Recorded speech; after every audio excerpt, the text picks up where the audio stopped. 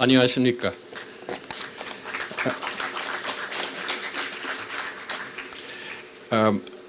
You will have to forgive me. I'm going to speak in English.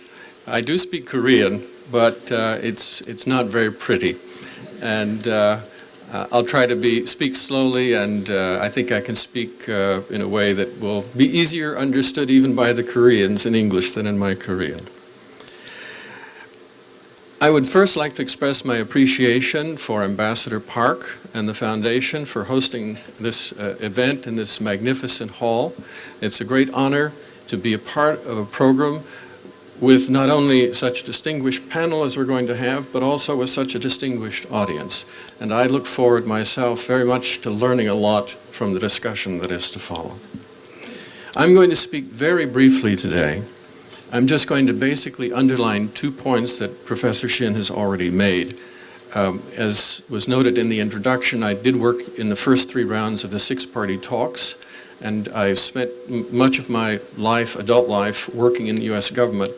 So I don't have inside information now, but I follow things that are happening fairly closely, and I will give you my views based upon that experience.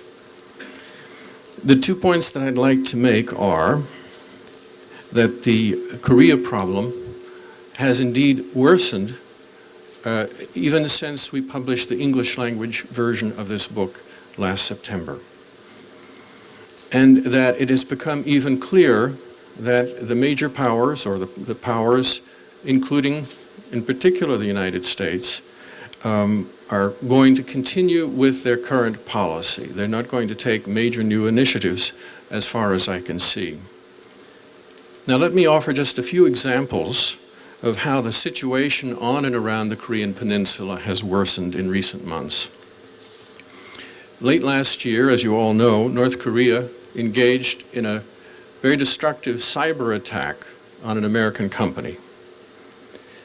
And North Korea, you may not recall, but they even threatened to attack American moviegoers at American movie theaters, citing September 11. This is a very serious development. It's, a lot of us joked about it at the time, but those kinds of threats are taken quite seriously and should be.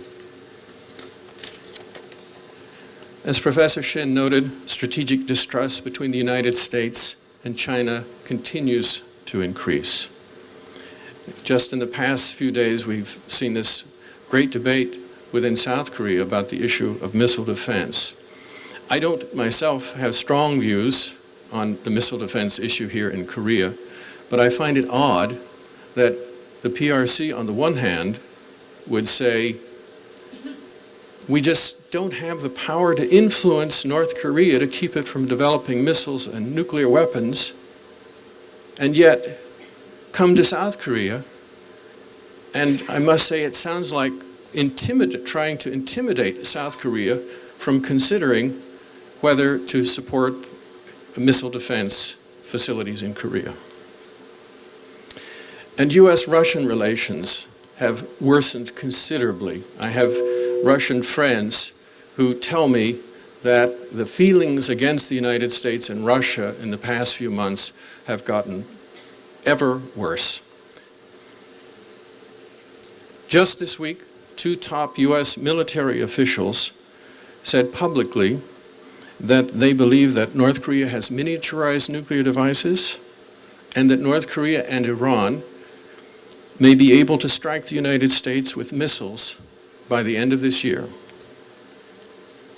And finally, I would note that negotiations with Iran appear to be reaching or nearing a climax, and I believe that whether those negotiations succeed or fail, the result will likely be an increased focus on the Korean Peninsula sooner or later, the nuclear issue, and that tensions will inevitably increase after the Iran situation is clarified.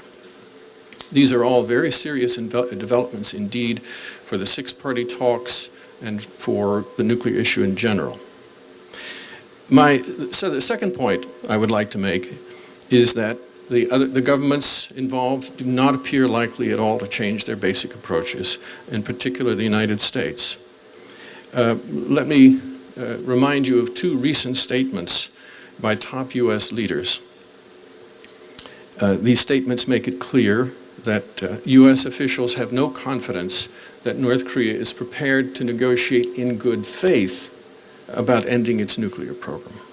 You all know that a couple of months ago, President Obama, in an interview on YouTube, predicted that a regime like North Korea will eventually collapse.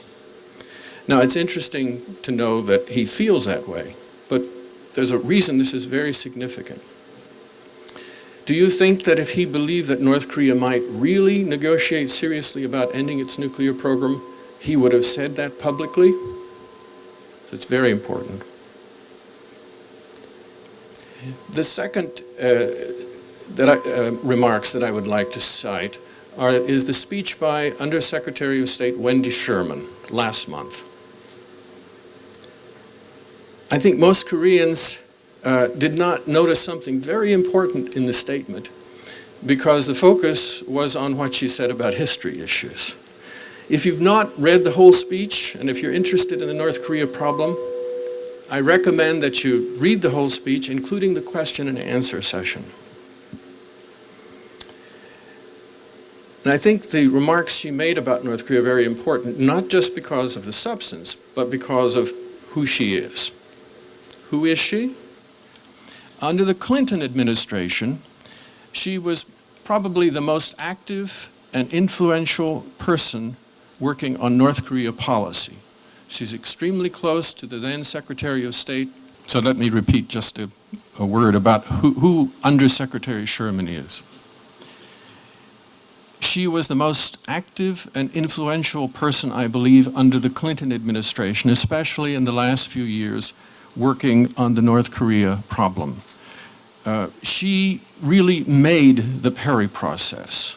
That's not to say that Secretary Perry was not very active and made important decisions, but she was very much managing the situation behind the scenes. And it was she who orchestrated the visit by Secretary of State Albright to Pyongyang in 2000. In fact, if I can tell you just briefly a personal anecdote, when I first started working as the Deputy Director of Korean Affairs in 1996, I recall being summoned to her office along with my two next level of superiors. And she said, Secretary of State Albright has instructed me to take charge of a number of key issues and countries, and she listed a few, including North Korea. And she said, basically, I want you narrow-minded bureaucrats to think outside the box. Think outside the box. And if it takes a visit by the Secretary of State, maybe she said the President, to North Korea to break this stalemate, well, we can consider that. That's Wendy Sherman. But in her speech last month, Undersecretary Sherman argued very strongly that there would be no change in the basic U.S. policy about the North Korean nuclear issue. And she even said in that speech that North Korea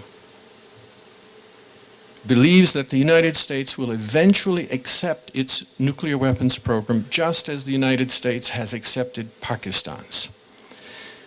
Now that is very interesting. In fact, North Korean officials have long, for many years, been telling Americans that you must get used to us having nuclear weapons. You live with Israel having nuclear weapons. You live with Pakistan having nuclear weapons.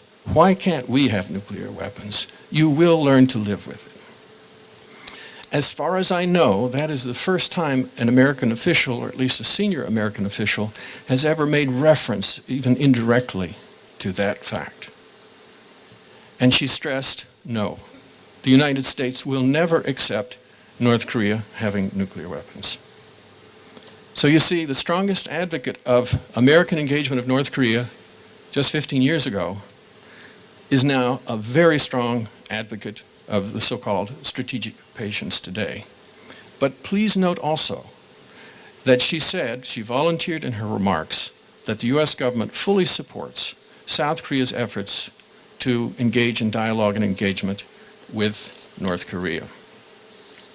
And so I will finish by reiterating that even since September, the situation on and around the Korean Peninsula has worsened strategically, and that the countries are locked in their positions.